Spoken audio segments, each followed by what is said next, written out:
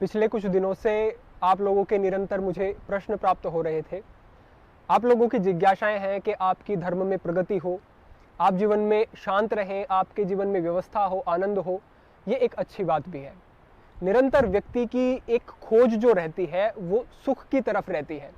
प्रत्येक व्यक्ति को अपने जीवन में सुख चाहिए, और अगर मैं कहूँगा कि व्यक्ति की कोई सबसे बड़ी खोज या सबसे बड़ी इच्छा है तो वो सुख ही है। हम बहुत सारे संसाधनों को अर्जित करते हैं, बहुत सारी हम ऐशो आराम के संसाधन अर्जित करते हैं। इस भौतिक संसाधनों से हम चाहते हैं कि हमें सुख की प्राप्ति हो, लेकिन ये प्रमाणिकता कभी नहीं होती कि हमें वो जो सुख मिलेगा वो स्थायी होगा, वो निरंतर बना रहेगा। जब हम एक व्यक्ति अनुभव करने लगता है कि जो मैंने ये सुख प्राप्त किया है वो सुख स्थायी नहीं है, वो खत्म हो जाने वाला है, तो फिर वो आध्यात्म की तरफ चलता है, जो कि एक सही दिशा भी है। लेकिन आध्यात्म की तरफ चलने के लिए भी एक विधिवत तरीके हैं जो शास्त्रों में बताए गए हैं, जो एक विशेष मार्ग का निर्माण किया है ऋषियों ने। उसके आधार पर यदि हम चले तो निरंतर हम आगे की तरफ बढ़ेंगे और हमें सफलता भी निश्चित रूप से मिलेगी। उसके लिए जैसे कि आप निरंतर प्रश्न पूछ रहे हैं कि हमें ध्यान के बारे में कुछ बताएं। आप लोग कह रहे हैं कि जो मार्गदर्शन आपसे हमें प्राप्त हुए उससे हमें अपने जीवन में विशाल परिवर्तन हुए, और अब हम ध्यान से भी अपनी इस अवस्था को बढ़ा सकते हैं। जैसे कि मैंने आपसे पूर्व की कुछ वीडियोस में आपसे चित्त की भूमियों के विषय में बताया था, जो कि क्षिप्त, मूढ़, विक्षिप्त और एकाग्र और निरुद्ध थी, उनको कैसे विकसित कर सकते हैं। आपने ये प्रश्न बहुत ज्यादा किए कि क्या ध्यान से इन भूमियों को विकसित किया जा सकता है, तो निश्चित रूप से किया जा सकता है। लेकिन ध्यान क्या है वास्तव में? क्या आप ध्यान के लिए तैयार हैं? अगर मैं आपसे ध्यान की बहुत सारी विधियां बताता हूं, आपसे बहुत बड़े बड़े तरीके बताता हूं जो कि अनेक विद्वानों ने बताए हैं और शास्त्रों में भी आए हैं, तो क्या इस बात की प्रमाणिकता है कि उन विधियों के आधार पर आप उनको अपने जीवन में अवतरित कर सकेंगे? क्योंकि अब से पूर्व आपने अपने जीवन में ना कोई व्यवस्था लेकर के आए, आप ना आपने अभी अध्यात्म को जाना, ना आपने मूलभूत जो सिद्धांत है उनको ही समझा है। तो कैसे मैं आपको उन विधियों को बता भी दूं और उनसे आप लाभ भी कैसे उठा सकते हैं? अगर आप लाभ ही नहीं उठा पाएंगे तो ये तो सीधा सीधा मैं अपनी ऊर्जा का क्षय कर रहा हूं और आप भी उससे सही लाभ प्राप्त नहीं कर पा रहे हैं। इसीलिए निरंतर मुझे प्रश्न प्राप्त होने के बाद भी अब तक आपके साथ मैंने कोई ध्यान के विषय में वीडियो साझा नहीं की है, और तब तक मैं वो वीडियो साझा करूंगा भी नहीं जब तक आप उसके लिए अपने आप को तैयार नहीं कर लेंगे। और तैयारी वो है क्या? हमारे व्यवहारिक, हमारे विचार, हमारे शब्द और हमारी एक एक अभिव्यक्ति, अगर उनमें व्यवस्था नहीं है, अगर उसमें एक एकाग्रता नहीं है और वो सारे इतने संतुलित तरीके से आगे नहीं बढ़ रहे हैं कि बाल भर की भी उनमें कुछ अव्यवस्था नहीं है, अब तब तक हम उस ध्यान की अवस्था के लिए तैयार नहीं है। जब आप वैसा बन जाएंगे, वैसा कर लेंगे, और वो कब होगा?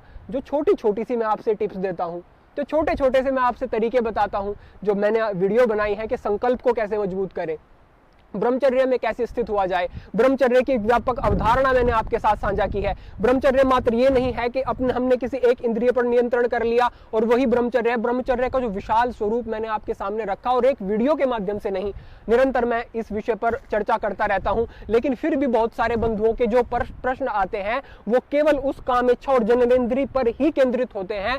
हम अध्यात्म और ब्रह्मचर्य की जो एक व्यापक अवधारणा है उसको समझना नहीं चाह रहे, और समझ क्यों नहीं रहे हैं?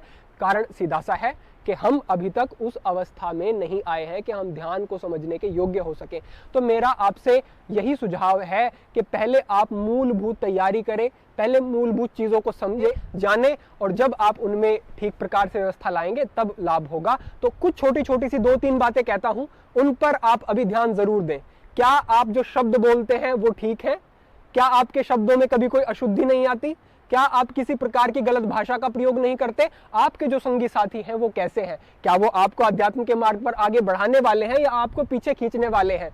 आप जो निरंतर अपने जीवन के जो क्रियाकलाप हैं, आपके उद्देश्य हैं, जिनकी तरफ आप आगे बढ़ रहे हैं, उनकी तरफ आपकी कितनी एकाग्रता है? अगर आप अपने लक्ष्यों के प्रति ही एकाग्र नहीं है तो उस ईश्वर के प्रति एकाग्रता लानी बड़ी कठिन है, क्योंकि वो शुद्ध स्वरूप है, उसमें एक विशेष चेतना है, उसका हम अंश जरूर हैं, लेकिन कुसंस्कारों का जो आवरण हमारे ऊपर चढ़ा हुआ है उसको तो पहले हमें खत्म करना ही पड़ेगा।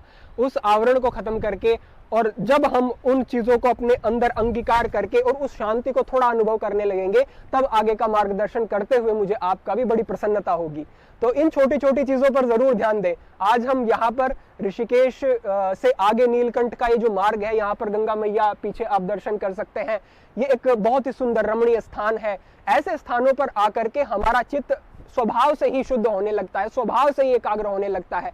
ऐसे बहुत सारे बंधुओं के प्रश्न थे कि कोई अच्छी व्यवस्था की जाए, तो मैं अब भविष्य में शीघ्र ही आप लोगों के साथ निरंतर कुछ जानकारियां साझा करूंगा, जिसमें कि हम आपको ऐसे स्थानों पर आने का और एक जो दिव्य अनुभूति है उसको लेने का जो एक अवसर है वो भी प्रदान करने की कोशिश करेंगे।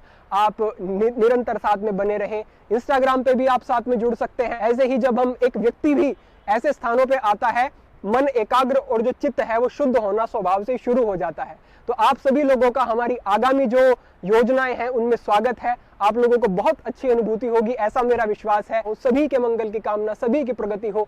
ईश्वर के प्रति कृतज्ञता सदा बनाए रखें। आज के लिए इतना ही। ओम नमः शिवाय।